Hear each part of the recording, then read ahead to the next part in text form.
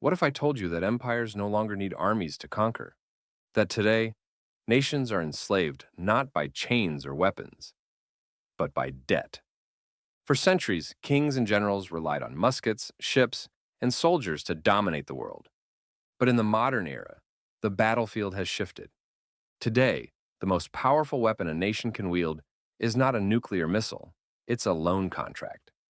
This is the story of the debt empire, how nations use financial chains to control others, and why, in the end, ordinary people always pay the price. Let's start with a truth as old as empire. Conquest has always been expensive. In the 16th century, Spain mined mountains of silver from the Americas and still drowned in debt. Why? Because every war, every conquest, had to be financed with loans. By the 17th century, England and the Dutch Republic had perfected this system. They didn't need to seize gold from colonies to expand their empires. They simply borrowed from wealthy merchants and investors, then taxed their citizens to pay it back. Debt became the invisible weapon of empire. Armies marched because bondholders in London or Amsterdam financed their steps. And the ordinary farmer or shopkeeper? They were the ones paying for it through higher taxes, higher prices, and endless interest payments. Here's where things get interesting. In the 1600s, the Dutch pioneered something new: sovereign debt markets. Governments issued bonds, investors bought them, and those investors could sell them on open markets. This was revolutionary.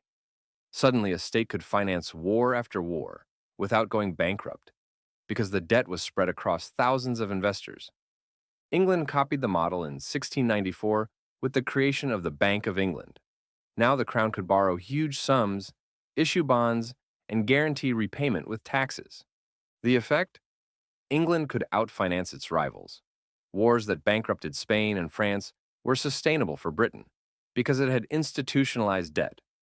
From this point forward, debt wasn't just a tool, it was the foundation of empire. Here's where things get interesting. In the 1600s, the Dutch pioneered something new: sovereign debt markets. Governments issued bonds, investors bought them, and those investors could sell them on open markets. This was revolutionary. Suddenly, a state could finance war after war without going bankrupt because the debt was spread across thousands of investors. England copied the model in 1694 with the creation of the Bank of England. Now the crown could borrow huge sums, issue bonds, and guarantee repayment with taxes. The effect? England could outfinance its rivals. Wars that bankrupted Spain and France were sustainable for Britain because it had institutionalized debt. From this point forward, debt wasn't just a tool, it was the foundation of empire. Fast forward to the 19th century. Across Latin America, colonies declared independence from Spain. At first, this looked like freedom, but freedom came with a price tag. New nations, Argentina, Mexico, Brazil, quickly discovered they had no money to build governments, armies, or infrastructure. So where did they turn? To London and Paris. British banks happily lent millions to these young republics. But the terms were brutal: high interest, collateral in the form of customs revenues, and sometimes even direct control over ports and railways. The result? Many countries traded one empire for another. They were no longer ruled by Spain, but by debt repayments to European bankers. Independence was real on paper, but in practice, debt became the new colonial chain. Now, let's jump to the 20th century, the moment the modern debt empire was born. In 1944, as World War II was ending, world leaders met in a small town in New Hampshire called Bretton Woods. Their goal? Build a financial system to prevent future chaos. Out of that meeting came two institutions you've heard of: the International Monetary Fund, the World Bank. Officially, these institutions were designed to stabilize economies and promote development. In practice, they became tools of control. Here's how it worked. When a country faced a financial crisis, the IMF would help by lending money. But the loan always came with strings attached, called structural adjustment programs. What did those programs demand? Privatize state industries, cut public spending, open markets to foreign investment. Focus on exports to pay debts. For the borrowing country, this often meant slashing healthcare, education, and food subsidies. Ordinary people suffered, while foreign investors gained access to cheap assets and resources. Debt had replaced armies. Control was enforced not by soldiers, but by contracts.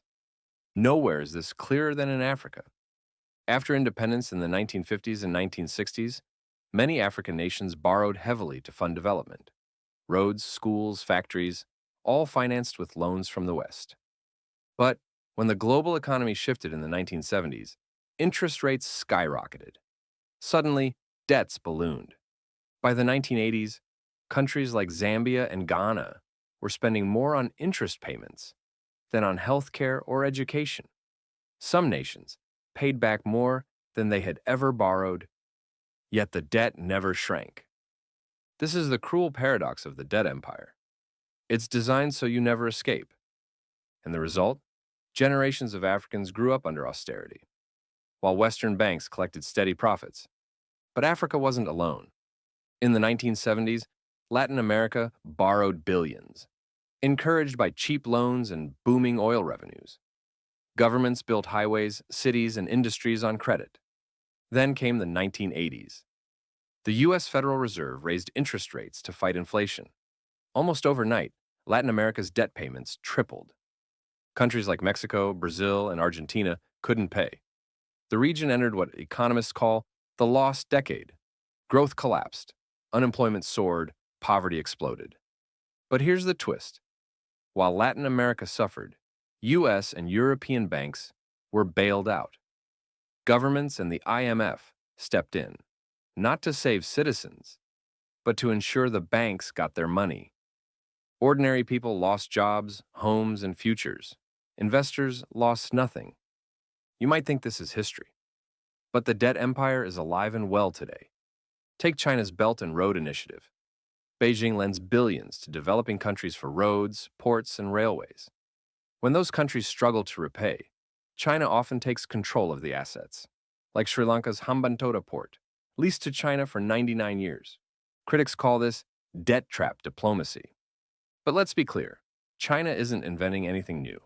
It's playing the same game the IMF, the World Bank, and Western powers have played for decades. The difference? Now, there's competition. Nations are caught between rival empires of debt, Western banks on one side, Beijing on the other. For small countries, there's no escape. No matter who they borrow from, they end up paying with sovereignty. So who benefits from this system?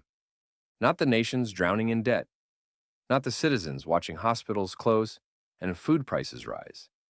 The winners are always the same. Banks collecting interest, investors buying cheap assets, powerful nations expanding influence without firing a shot. Debt is modern colonialism. A colony once sent raw materials to the empire. Today, a debtor nation sends interest payments. Different mechanism, same result. Wealth flows upward, while dependency flows downward. And here's the darkest truth. Debt is designed to be permanent. Empires don't want you to pay it off. They want you paying forever. Here's the brutal reality. The housing market keeps families trapped. Student loans keep individuals trapped. And sovereign debt keeps entire nations trapped. Debt is not neutral. It's not just economics, it's power. Empires of the past enslaved with chains of iron. Today they enslave with chains of numbers.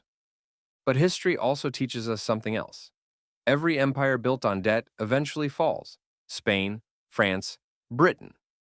Each believed their financial dominance would last forever, until it didn't. The question is not if today's debt empire will collapse, but when, and who will pay the price when it does. If this gave you a new perspective, don't just scroll away. Hit subscribe. This is Economic Chronicles, where history exposes the present and the future is written in the lessons we refuse to learn.